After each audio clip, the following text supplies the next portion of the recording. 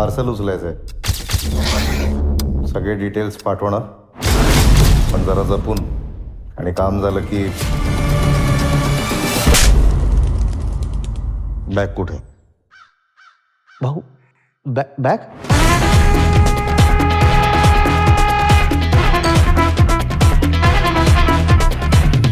Bag कुठे? Bag कुठे? बोल ना बाबा बोल ना. तेच तर विचारतो कुठे.